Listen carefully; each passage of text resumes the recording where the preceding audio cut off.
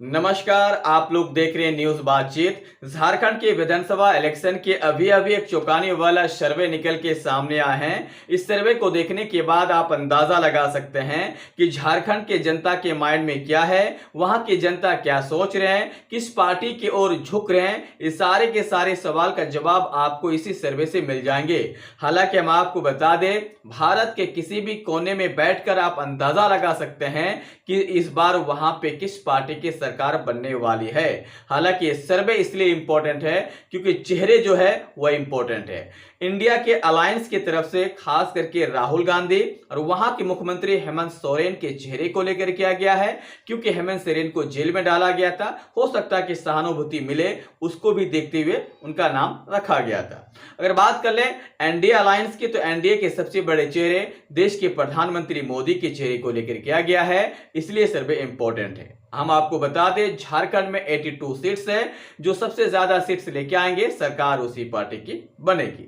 अब यह बात सवाल आता है और यह बहुत ही ज्यादा इंपॉर्टेंट है कि वहां पे इतने सीट्स में कौन क्या है। वहां पे इनको समझाने के लिए, उनके खासकर ग्राफ को समझाने के लिए झारखंड को 4 रीजन में बांटा गया है।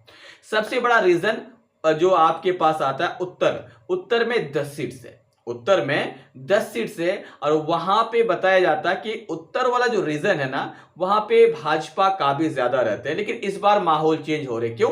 क्योंकि हेमंत बिश्व शर्मा का जो जेल में डालना और उनको खास करके बड़े गद्दार कह सकते हैं या भ्रष्टाचारी कह सकते हैं साबित करना, लेकिन ऐसा हो नहीं पाया, जिसकी वजह से सहानुभूति इस बार इंडिया अलायंस को, हेमंत सोरेन को मिल रहे हैं। 10 में से जो है 6 सीट्स, 10 में से 6 सीट्स जो हमेशा बीजेपी की तरफ रहते थे, इस बार इंडिया अलायंस में 6 सीट्स और एनडीए के खाते में 4 सीट्स। हालांकि 1 सीट का अंतर है, लेकिन फिर भी यहां पे इंडिया अलायंस बढ़त में है, वो भी सहानुभूति के कारण, नहीं तो भाजपा यहां पे काबिज रहते हैं। अब आता है आपका पूर्वी रीजन, जहां पे 30 सीट्स है और 30 सीट में से इस बार इंडिया अलायंस के खाते में 20 सीट जाते हुए नजर आ रहे हैं। मतलब जो बिहार से सटे एरिया है, उस एरिया में इस बार बहुत ही जबरदस्त तरीके से इंडिया अलायंस को फायदे हो रहे हैं। मतलब पूर्वी एरिया में, झारखंड में बहुत ही जबरदस्त तरीके से इंडिया अलायंस आगे हैं 20 सीट के साथ। अगर बात करें हम दक्षिण सीट की, अगर हम बात कर लें दक्षिण सीट की, दक्षिण में भी 30 सीट्स हैं और दक्षिण में इस बार इंडिया अलायंस 15 सीट्स हैं और एनडीए के पास भी 15 सीट्स हैं। मतलब दक्षिण में बिल्कुल टाइट फिट मैच है, 50-50 होने वाला। तो दक्षिण में इंडिया अलायंस के पास थी 15 और एनडीए के पास भी 15। ठीक है।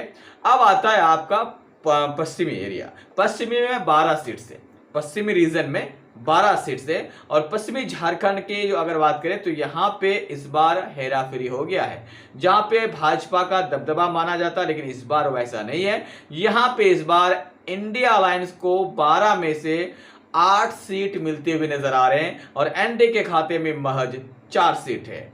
अगर हम ऑल ओवर की बात करें तो हम आपको बता दें, अगर बात करें उत्तर में, तो उत्तर में 6 सीट्स और अगर बात करें यहाँ पे खास करके पूरब में, तो वहां पे 20 सीट्स यानी 6 और 20 26 सीट्स।